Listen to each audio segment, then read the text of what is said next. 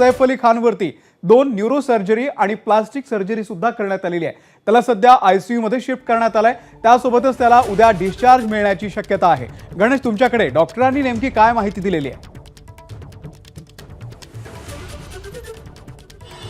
बघा, शस्त्रक्रिया यशस्वी झाली आहे।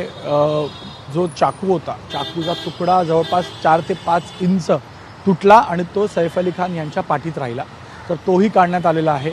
त्यानंतर ब्लड लॉस झाल्यामुळे इतर ज्या प्रिकॉशन्स घ्यायच्या त्या डॉक्टरांनी घेतलेल्या आहेत आणि डॉक्टरांची एक मोठी टीम यांच्यावर शस्त्रक्रिया करत होती। ती झाल्यानंतर प्लास्टिक सर्जरी करणं हे गरजेचं असतं, तर तेही केलं गेलं आहे। तर डॉक्टरांचं म्हणणं आहे की सैफ अली खान सेफ आहेत, पण अंडर ऑब्झर्वेशन आहेत, म्हणून उद्या डिस्चार्ज मिळेल का याबद्दल थोडी शंका आहे। कारण डॉक्टर मला वाटतं 1-2 दिवस त्यांना अंडर ऑब्झर्वेशन ठेवण्याची तयारी करू शकतात।